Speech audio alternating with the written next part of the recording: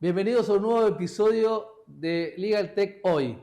Hoy tenemos una visita muy importante. Es la persona que inauguró Legal Tech Hoy y pasaron ya casi 3 años. Pasaron 35 episodios y nos reencontramos con el doctor Mario Adaro, ministro de la Corte Suprema de Mendoza. Pero él no es solamente eso, es mucho más. Ustedes lo conocen, sin duda. Así que Mario, un placer que estés acá. Además es un amigo, así que estoy muy contento que hoy le robamos un poco de su agenda para que esté con nosotros. Bueno, un gusto estar acá, muy buenas tardes. Te conocí siendo chiquito y miré el pedazo de lugar, está buenísimo. Muy contento, aparte de 2 años, no solo de LegalTech, que fue cuando un poco nos conocimos, sino todo el camino que hemos venido transitando desde nuestros distintos lugares con la misma visión, ¿no? Mejorar el servicio de justicia, cómo transformar. Así que bueno, felices también de poder acompañar en la tercera temporada, ¿no? Tercera temporada. Bueno. Y Mario, y hablando de ese recorrido, han pasado muchas cosas, te has ganado un premio de un líder de la transformación en Latinoamérica. Juntos, pero digamos vos compartido, está bueno. Compartido, pero digamos, muy lindo porque hemos traído a Argentina 2 premios. Y eso habla, creo que más allá de nosotros, habla de lo que está pasando, ¿no? ¿Cómo vivís este proceso desde tus inicios? Ya hace 5 o 6 años que venís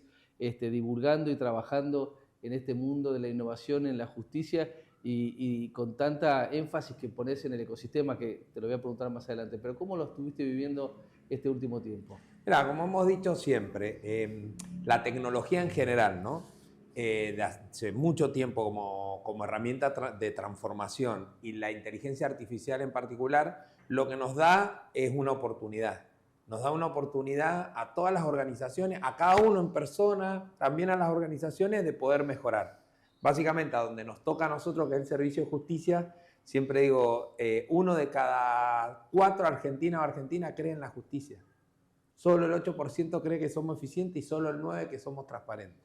Desde ese dolor, desde esa debilidad, de esa deficiencia, de lo que vivimos cotidianamente, que lejos de ser a lo mejor un castigo, que lo es una oportunidad para muchas y muchos de los que creemos que, bueno, tenemos una oportunidad de mejorar el servicio de justicia, la credibilidad, la legitimación social, y la tecnología te da esa oportunidad. ¿Por qué? Porque te da la oportunidad de mejorar los tiempos de justicia, que es el gran reclamo social, son los tiempos de la justicia, el modo que resolvemos, por ahí la falta de transparencia, y creo que tiene un adicional también ahí que nos permite volver a poner el foco del servicio de justicia en la ciudadanía. No me preguntes por qué, sí, probablemente sí lo sabemos, pero la tecnología te permite ir al usuario, y el usuario es obviamente, ahora vamos a hablar del ecosistema jurídico judicial, la intermediación y el rol de la abogacía en esa intermediación, pero también te vuelvo a decir, bueno, este servicio está hecho para la ciudadanía y podemos empezar a mejorar las cosas de ese lado, y creo que, bueno, el recorrido de los últimos 6 años ahora ha sido abismal, o sea, esta carrera que hay de aplicación de tecnología, qué genial, son 1000 flores. Vos ahora, hace 5 años atrás, los encuentros éramos 5 personas hablando de cómo transformar, probablemente los debates eran otros. Recuerdo en algún momento el debate era caja negra o caja blanca, para los que no saben de inteligencia artificial. La evolución de la inteligencia artificial hace 5 años atrás era muy difícil, había que tener mucho conocimiento, no es que ahora no haya que tenerlo, pero mucho conocimiento, mucha posibilidad de entrenamiento, equipos que conocieran el tipo de entrenamiento, obviamente del machine learning que hacíamos, que era lo más accesible, allá lejos hace tiempo con el YALAB de la UBA, con Prometea, con Juan Corbalán, y ahora una IA que está al alcance del emprendedor, de la emprendedora, que dice, bueno, yo puedo con esta herramienta empezar a transformar algunas prácticas cotidianas de mi vida y también en las organizaciones. Entonces esa IA del usuario que ha explotado, que todos están con experiencia, que unos hacen un tipo de modelo u otro, que me parece fantástico, y bueno, estamos en esa etapa hoy. Mario, digamos, yo sé de tus virtudes de ser un gran divulgador, un gran, digamos, unís permanentemente, y además sos un gran hacedor, ¿no? Y ahora te voy a preguntar concretamente qué has hecho este último tiempo, pero a veces tengo la sensación de que intrajurisdiccional, digamos, las búsquedas de transformación e innovación estaban primero pensadas para el quehacer interno, ¿no? Que por supuesto generaba consecuencias tal vez directas a la ciudadanía, pero no tan centrado en el usuario, el ciudadano. ¿Vos lo ves así o desde la mirada interna de las autoridades, de los funcionarios, de los operadores? Digamos, ¿es mirar un poco internamente cómo resolverlo o siempre mirando hacia afuera? No, es como lo diagnosticaste. Hace 10 años o 15 quienes empezaron al principio, el primer desafío era, le llamaban la digitalización del trámite judicial.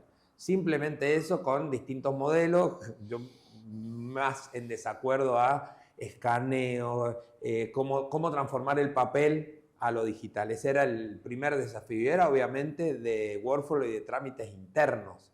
No estaba pensado. Estaba con la teoría, por ahí errado o no, de que si uno digitalizaba, después sobre eso podía construir mejores tiempos de justicia, era el camino que había que seguir.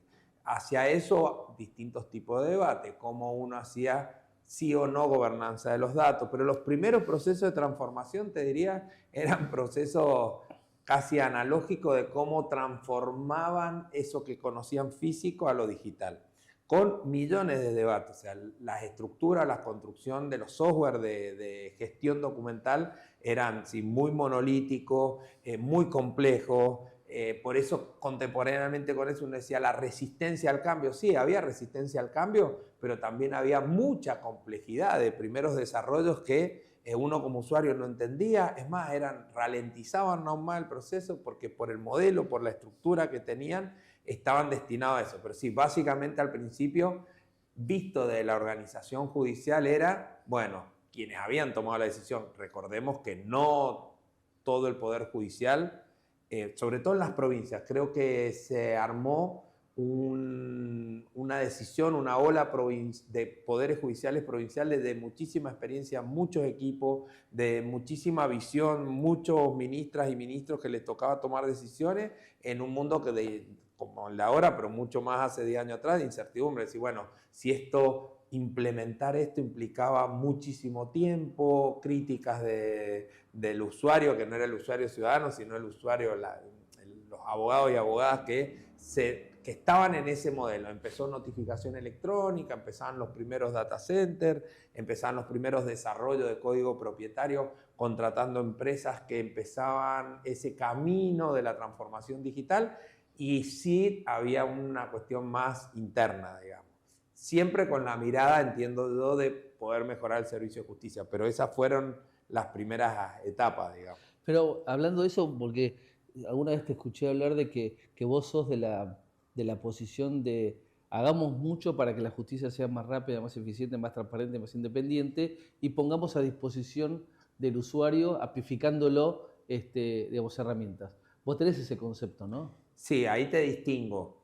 El usuario del ecosistema jurídico, es decir, abogadas y abogados que cumplen una gran tarea. Pues tenemos que decir, el servicio de justicia es uno de los pocos servicios públicos que requiere un stakeholder más, que es la abogacía, y en eso hay que hacer todo. Ustedes están haciendo con Alta una gran tarea para cambiar ese mindset, que también no era tan fácil. O sea, el ecosistema jurídico-judicial es muy complejo, tiene intereses y tenía modelos de prácticas y de mindset culturales muy complejas que había que desestructurar, y ese camino se ha ido cambiando. Entonces, ese es, digamos, el usuario jurídico-judicial. Después está el usuario ciudadano, lo dejo para después, pero el jurídico-judicial yo entiendo que muchas veces, si uno piensa en modelos más integrados, tiene que hacer buenos modelos de arquitectura, infraestructura, etcétera, tecnológica, para que permita en este ecosistema que crezcan startups, empresas de legal tech que puedan prestarle servicio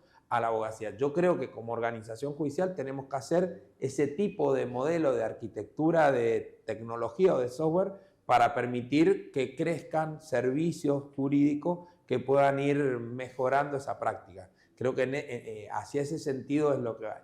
¿Qué sucede? Muchas organizaciones judiciales no tienen abiertos sus datos, tienen que hacer todo un esfuerzo quienes están en el mundo de la startup judicial para hacerse esos datos, scrapear, etcétera, etcétera, y eso les dificulta la tarea de la expansión.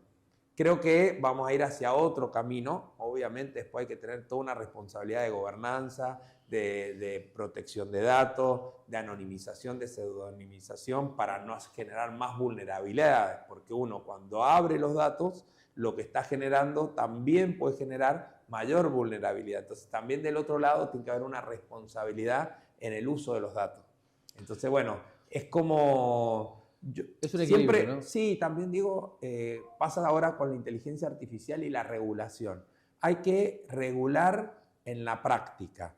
Tipo, muchos le llaman sandbox, pero básicamente eso es, ¿cómo hacemos en forma ordenada, en forma piloto, controlado o con las dimensiones jurídicas de práctica, etcétera, para ir probando la herramienta y después ir escalándola? Me parece que ese es el mejor... Bueno, somos los abogados y abogados, somos de la regulación y si es prohibición, sí, mejor, digamos. Totalmente, totalmente.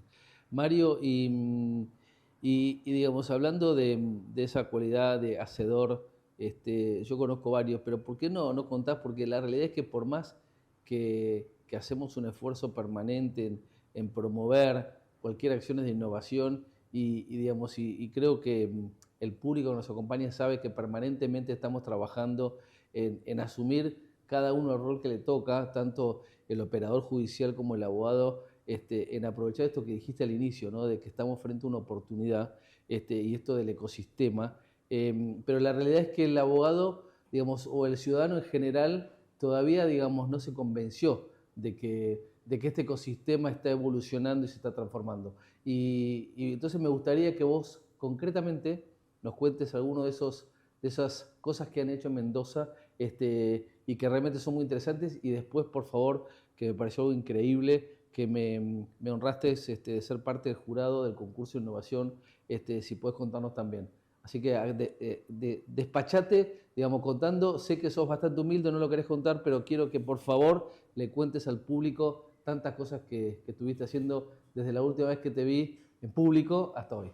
No, bueno, ha crecido no solo las experiencias que estamos llevando adelante a Mendoza, sino tenemos también un gran equipo federal, provincial, con muchos desarrollos. En el camino de los últimos 2 años, nosotros ya teníamos la nube federal de justicia, que fue la primera nube privada de uso público, digamos, que construimos en ARSAT, para que los poderes judiciales de un modo más controlado pudieran saltar al paradigma cloud, es decir, poder encontrar esa posibilidad de desarrollo y amplificación que te da el cloud o la nube de infraestructura, de software, de capacidad de amplificar lo que estás haciendo. Sobre eso construimos el BUS federal, que si querés después lo podemos hablar, porque calculo que no sé si ha venido Gustavo alguna vez. Estuvo Gustavo, sí. Bueno, Gustavo Pérez Villar, que es quien está liderando, el director de informática de Provincia de Buenos Aires, lidera técnicamente ese equipo y hoy a esta altura, en este mes, estamos integrando la provincia número 17, es decir, aspiramos a terminar el 2025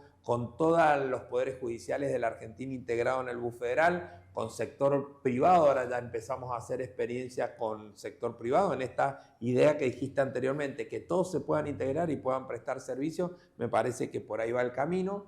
Y después, en ese marco, o cofundamos con un montón de líderes y lideresas de jurídicas judiciales la red de laboratorio, la red JustLab, que es una comunidad que lo que intenta es eso, construir desde la innovación una nueva cultura judicial que amplifique y mejore el servicio de justicia. En Mendoza, en lo particular, hicimos algunas experiencias más chicas, que fue primero todo lo que era la automatización de la homologación de convenios laborales, que se llama Concilia. Ahora lo que le hemos agregado a ese desarrollo, estamos con la firma ciudadana en el sentido de que nosotros entendíamos que para cerrar el circuito digital de digitalización total, la ciudadanía tenía que tener una firma digital. Hoy tiene la posibilidad de sacar su firma digital en cualquier centro de documentación rápida, registro civil, digamos, si se quiere, pero no todo el mundo va por un trámite a sacar esa firma. Entonces lo que nosotros hemos hecho, un desarrollo que con propio equipo y con ecosistema de Mendoza académico, también universitario, hicimos una firma ciudadana para que la ciudadanía pueda empezar ahora a explorar. ¿Y esa firma es digital, electrónica, es un mix? Es una firma electrónica robusta. Que la gran dificultad, primera decisión que tomamos es que la ciudadanía no tenga miles de logueos en miles de apps distintas. Creo que eso de cada uno haciéndose su app, vamos a ir a la super app. Utilizamos el login que la ciudadanía ya tiene en Mi Argentina. Entonces, desde Mi Argentina uno se loguea, puede entrar y firmar documentos judiciales. En principio, hoy está firmando poderes apudacta, es decir, aquellos poderes que la ciudadanía le da a sus abogadas para que litiguen. Ahora lo vamos a expandir a más trámites judiciales, ratificación, etcétera, para evitar que los ciudadanos tengan que ir a hacer un trámite, o por otro lado se use una técnica tecnológica que no es tan buena como el escaneo de una firma que finalmente no tiene valor. Entonces, y a esa firma, ahora con este proyecto lo voy a linkear con el concurso de innovación, le estamos agregando todo el módulo de accesibilidad. Porque otra de las grandes cosas que creemos que no está en la agenda tecnológica es la accesibilidad.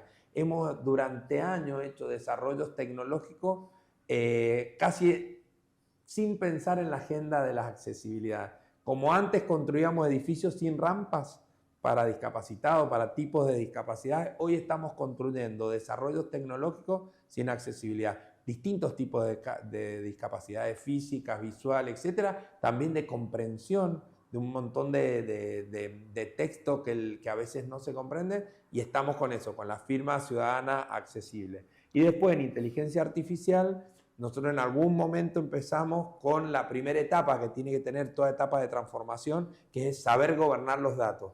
Y armamos un data lake sobre nube de AWS, donde todos nuestros datos, todos nuestros gestores documentales van a como un gran lago de datos.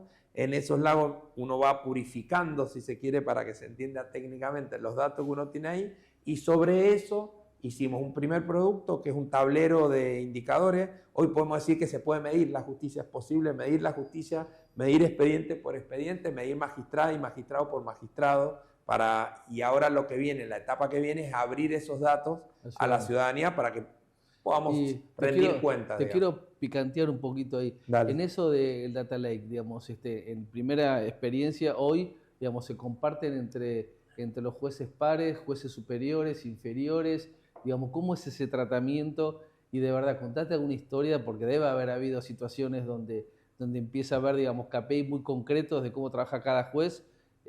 Habrá sido un cambio mental bastante importante. Sí, ¿no? es el que viene, porque hoy tenemos credenciales de acceso solo los jueces y juezas de la Corte. Ajá. La etapa que viene de acá a fin de año es poder abrir eso a todos los usuarios judiciales y magistrados. Más que todo, no es solo por la comparación por ahí negativa, sino todo lo contrario, por lo que sea la sinergia, que uno se pueda referenciar en el trabajo de otro, decir, bueno, ¿cómo estoy yo con mi trabajo en mi tribunal o en mi juzgado comparado con otro con la misma carga? Van a surgir miles de anécdotas, ¿no? Claramente. ¿Y los jueces cómo lo ven eso? ¿Lo ven como...? Pero perdón, ¿sabes que en esto que decías de KPI, que son, digamos, los análisis sobre los datos, uno lo que empieza a notar, y nos sirvió muchísimo, es que empezábamos a notar cuellos de botella en los procesos que no teníamos en cuenta. Claro. Porque digo, la gran transformación que te da la tecnología, y te pasa también con la IA, que en general cuando uno dice ¿qué es la IA? Es procesamiento rápido de estadística. O sea, es básicamente lo que te empieza a dar es tendencias que uno a lo mejor no tenía capacidad de ver. Y empezamos a notar en distintas etapas de distintos tipos de procesos, acá está pasando algo. O sea, ¿por qué acá empezamos a tener demora en los tiempos? ¿Por qué se empieza a concentrar? Más allá de las situaciones económicas, sociales, etcétera, que todos sabemos que si hay una situación social en el país, crecen las demandas laborales, que si hay, no sé, determinados efectos climáticos aparecen los daños y perjuicios. Eso, más allá de esos datos que uno lo tenía de olfato, uno empieza a analizar y puede empezar a hacer correcciones. Lo que nos dio el tablero indicador también no solo era la comparación esa, que claramente hay mucha anécdota, sino también ver el proceso en donde uno puede ir mejorando. Y hablando de cuellos de botella, creo que ahí también surgió un proyecto muy interesante que a mí me apasiona, que es el del beneficio de liquidar sin gasto, ¿no? Exacto, sí, ahora justo acaba de aprobarse en la legislatura de Mendoza qué bueno. la modificación porque nosotros hacemos pruebas pilotos ahí como al fleje, digamos, porque lo hacemos con acordada y muchas veces requiere modificación legislativa. Esta es la otra gran discusión. A veces la innovación en lo judicial y en general en el Estado no está prevista por las normas. O sea, no está previsto que uno pueda innovar, pues es tan rígida que uno a veces tiene que ser flexible. Se acaba de aprobar en la legislatura de Mendoza la modificación del Código Procesal Civil que agrega por primera vez el concepto de trámite automatizado. No existe como concepto jurídico y aparece por primera vez el beneficio de litigar sin gasto, porque para quienes no sepan, es el trámite que hace un ciudadano o ciudadana para, a la hora de tener que hacer un juicio, no tener que pagar la tasa de justicia porque demuestra situación de pobreza.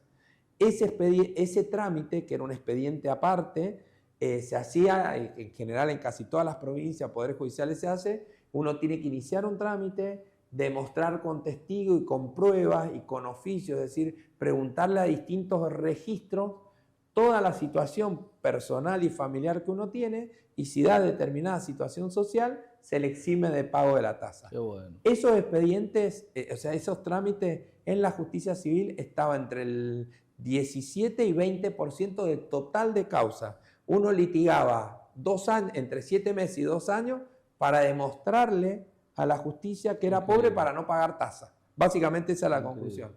¿Qué hicimos ahora? Convenio con la Secretaría de la Innovación Nacional, Cintis, que es uno de los sistemas de información públicos sociales más importantes, donde ahí van los datos de ARCA, de ANSES, de registro del automotor, de la propiedad, etc. Hacemos una consulta directa y en menos de un minuto uno puede determinar ahora estamos viendo los criterios, que es lo más difícil, cuántos salarios mínimos vitales, cuántos autos, cuántas motos, cuánto implica la posibilidad de eximir de tasa, y con ese trámite directo lo que estamos haciendo en ese pareto de porcentaje es sacarnos una tarea que tenía una carga enorme de esfuerzos personales, institucionales, de oficio, etcétera, con un trámite. Esos son nosotros decimos en innovación, los pequeños grandes saltos. Claro. Cuando uno encuentra este tipo de trámite, dice, si yo este trámite lo modifico, que yo creo que para mí es la gran deuda. Nosotros estamos alentando y vamos a sumar a Alta el año que viene, queremos hacer una gran jornada nacional de discusión del derecho procesal. Claro. Creo que hay una gran deuda del derecho procesal de empezar a pensar con los mismos, o sea, con principios de garantía y de derecho. Eso, el derecho procesal lo que te da es garantía para litigar con principios, para rediscutir los principios y para rediscutir los procesos. Porque hasta ahora lo que veníamos haciendo con la tecnología es nada más y nada menos que replicar los procesos en modo tecnológico. Claro. Y lo que hay que es hackear el modo en que se litiga y cómo se reguló y se pensaron los procesos en todos los fueros para empezar con el estado del arte de la tecnología, saber si hay etapas que no hay que tener, si hay nuevos principios. Por ejemplo, digo yo, el principio del impulso de parte frente a la autoejecución del proceso. No sé si existe como principio, pero digo, hoy podríamos autoejecutar un proceso. Bueno, ¿qué está en juego? Los tiempos de la justicia, los tiempos de la ciudadanía. El año que viene creo que es el año del proceso. Sí, porque finalmente, bueno, yo vengo hace mucho tiempo discutiendo de la necesidad de modificar los códigos procesales para el domicilio electrónico, ¿no? Que bueno, que es otra gran discusión y nuestra audiencia ya lo viene escuchando hace rato. Pero quiero, digamos... O sea, básicamente es reconocerle domicilio electrónico a toda la ciudadanía. A toda la ciudadanía para que pueda recibir... Evitar la gran dificultad que tenemos ahí, el principio de garantía es claro. El derecho de defensa, ¿no? No, y después el tema de... el gran problema que hoy tenemos en todos los procesos es la primera notificación en domicilio real. Ya después de esa barrera... Pero en algún punto también tenemos que asumir de que digamos, ¿qué ciudadano hoy no tiene acceso a Internet para poder notificarse? Si, digamos, tenemos hoy Japón, que acaba de sacar el Wi-Fi más veloz del no sé cuánto punta bytes que tiene, digamos, ¿por qué no ya pensar de que todo ciudadano puede tener acceso a Internet y que puede recibir una notificación, digamos, electrónicamente? Sí, ¿no? Yo creo que, no sé si lo hablamos en el primer capítulo hace 3 años atrás, pasó un montón de tiempo en el medio, pero me parece que fue un tema que para mí tiene que ver más, no solo con el domicilio, sino con el concepto de ciudadanía digital. ¿De qué se tratan derechos, garantías y obligaciones en el mundo digital del ciudadano. Pues nosotros tenemos ciudadanas y ciudadanos analógicos, pero hoy ya tenemos una dimensión digital que requiere un abordaje jurídico. Y creo que, aparte de los procesos, es lo otro que todavía no está dando respuesta al derecho. Sí, ahora lo ensayó un poco Santa Fe con la nueva Constitución, pero me parece que tenemos que, en esa dimensión de qué es ser un ciudadano digital o ciudadana digital, está el domicilio también. Bueno, hablando de ciudadano digital, me estoy yendo un poco por las ramas, pero ya adelantamos y Mario nos va a contar del gran evento que vamos a hacer el próximo mes, que en ese evento vamos a tener, Mario Daro le va a dar una entrevista, le va a hacer una entrevista a una ministra, una jueza de Cámara de Estonia, donde nos va a contar todo el proceso digital que hizo Estonia, y probablemente le puedas preguntar, ¿no?, de la ciudadanía digital, que creo que es bastante pionero en ese sentido, si nos tenemos algún antecedente para el año que viene. Pero Mario, quiero 3 preguntas más, porque la televisión es tirana y es corta. ¿Cómo tenés todos los tips? Te agarré en el primer capítulo y ahora, antes eras Margarita, ahora sos Margot, ¿no? Ya está con un nivel de exposición, sos un influencer.